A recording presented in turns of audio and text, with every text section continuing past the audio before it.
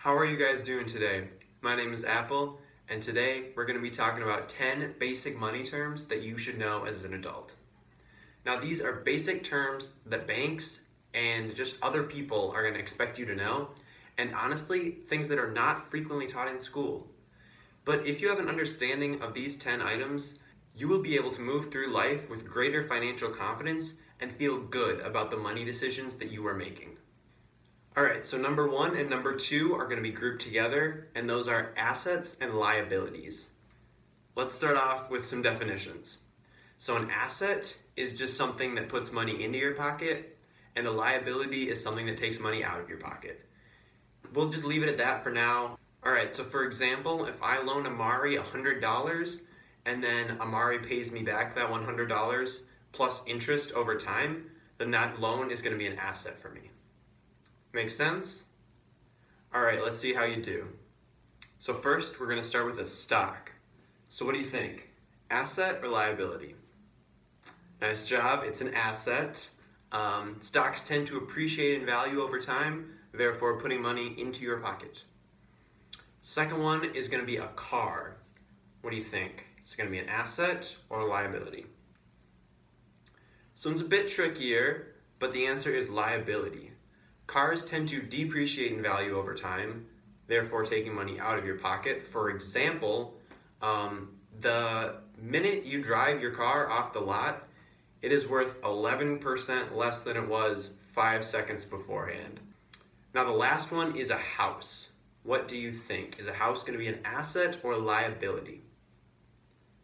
Now this one's a bit of a trick question.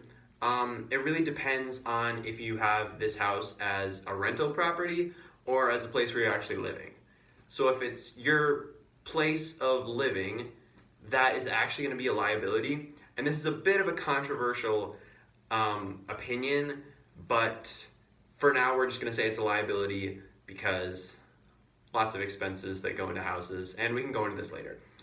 And if you're using it as a rental property, then it's going to be an asset because it's bringing you money in the form of people renting it out every month. Alright, number 3 is a budget. And a budget is just making a plan about where the money that's coming in is going to go.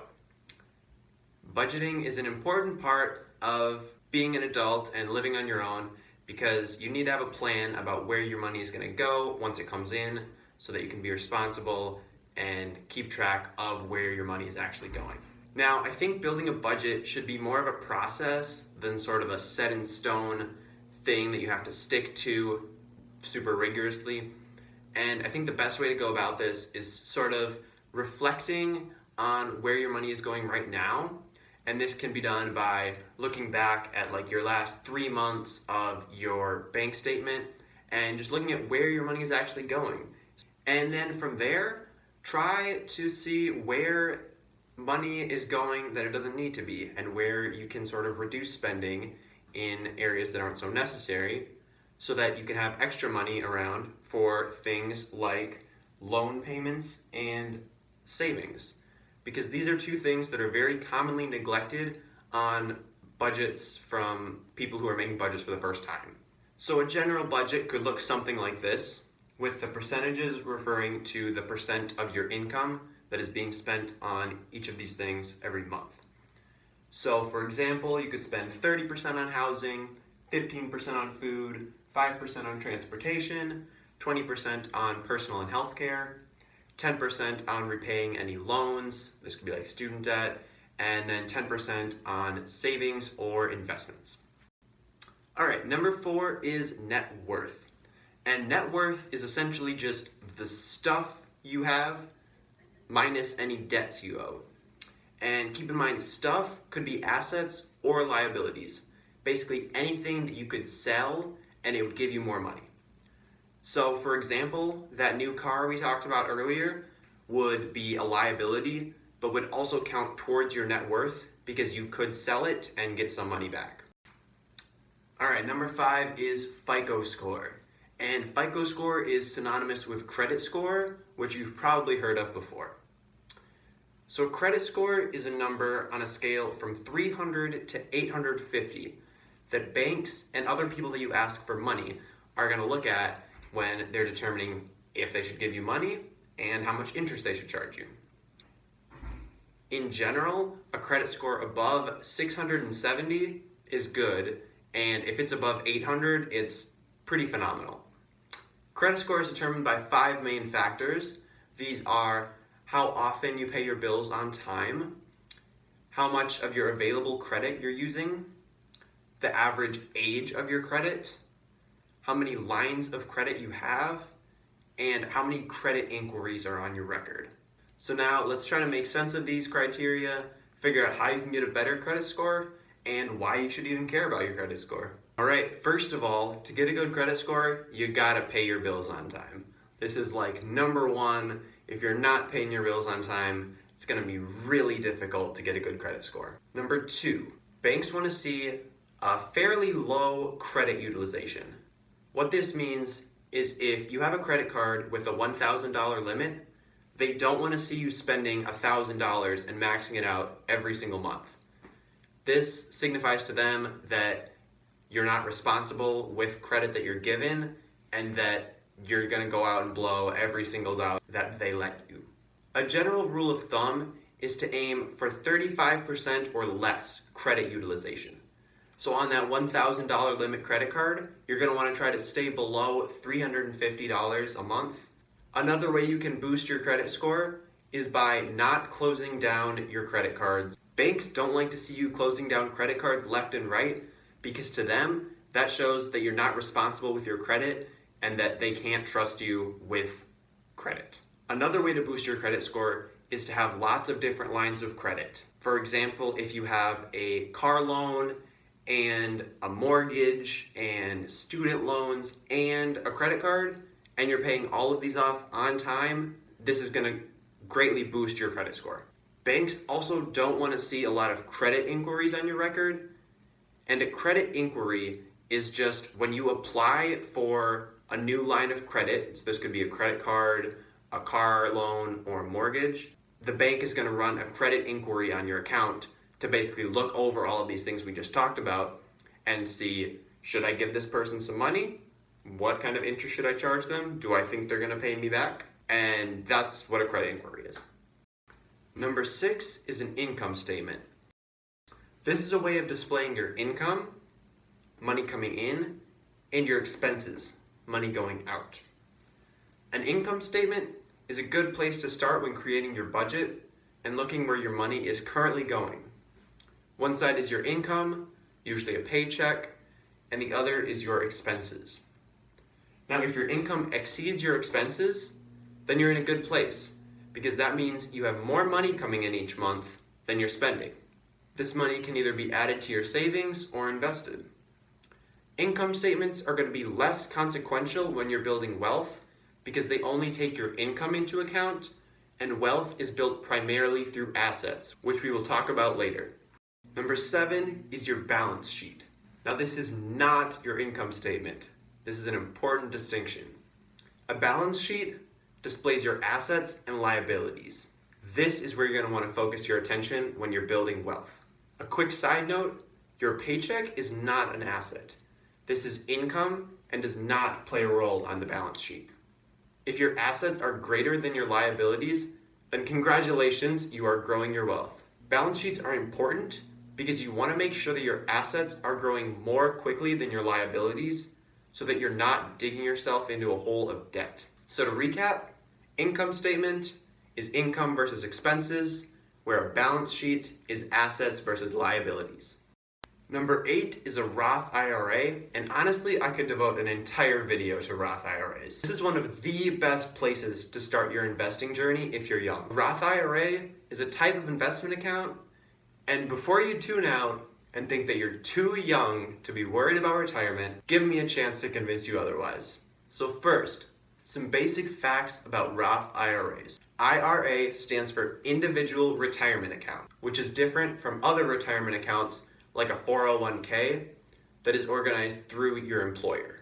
It works just like a savings account where you put your money in and you can forget about it, except that you can choose to invest some or all of the money that you put in assets such as stocks or bonds. Because they are retirement accounts, there are restrictions about when you can withdraw from a Roth IRA. First, any earnings from your Roth IRA cannot be withdrawn without penalty until the age of 59 and a half.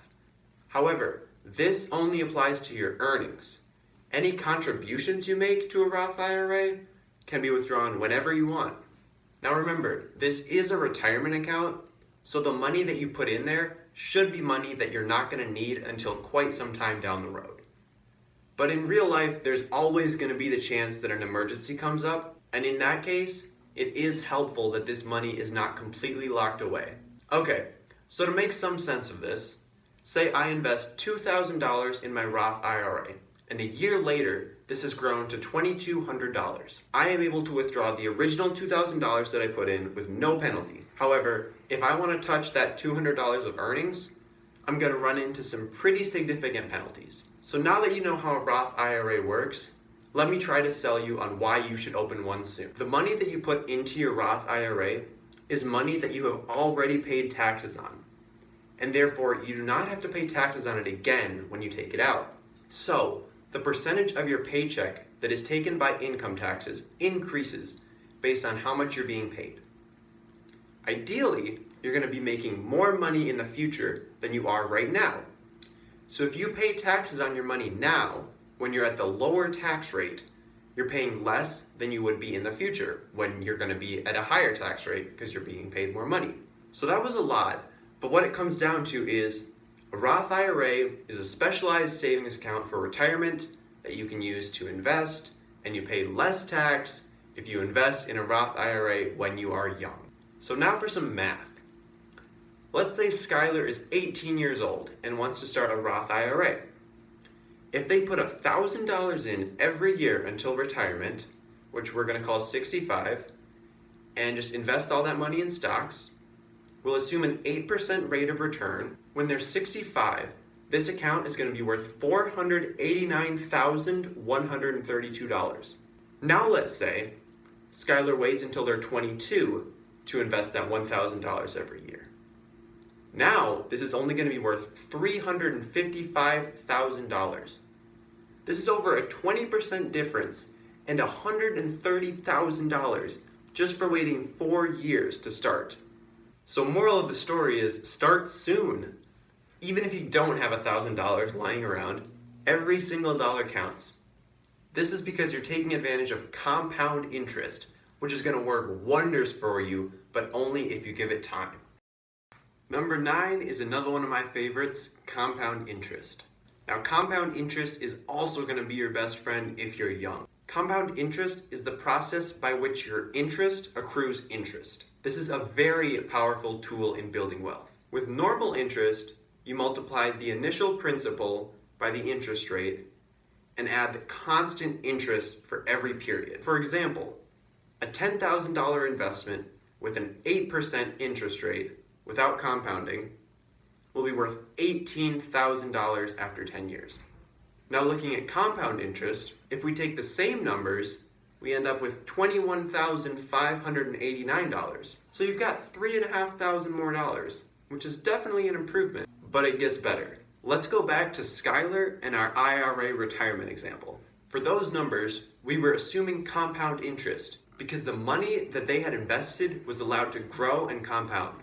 So as a reminder, when Skylar started at 18 and invested $1,000 each year, they ended up with $489,132 by retirement. Now, what if they were only receiving simple interest on that investment? If this is the case, by the time Skylar wants to retire, they're only going to have $223,720.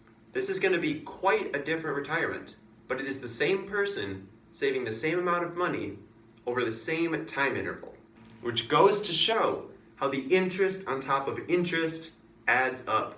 Now, this can also go the other way and act against you.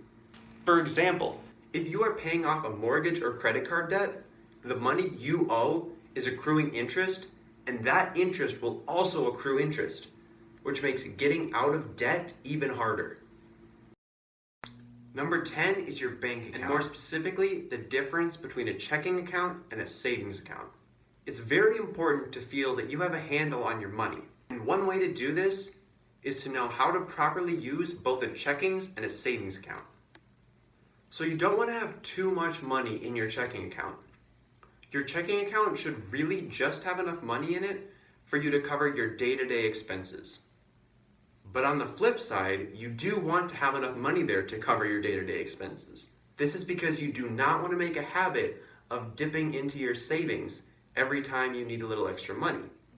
Even if you think this is going to just be a one-time thing, it's better to keep enough money in your checking account to get you through and really just let the money in your savings account sit there. A good rule of thumb is to keep a full paycheck in your checking account so that you have a decent cushion, but not too much. Your savings account should be reserved primarily for emergencies. And another rule of thumb is to have enough money in your savings account to cover you for about 6 months. Anything beyond that can be invested or put in a specialty account. So those were the top 10 money terms you should know as an adult. I hope that after this video, you now have more confidence in your financial abilities and feel good about the money decisions that you make. If you enjoyed it, please leave a like and subscribe and drop me a comment about the stuff we covered here or about any topics you want to see covered here in the future. And until next time,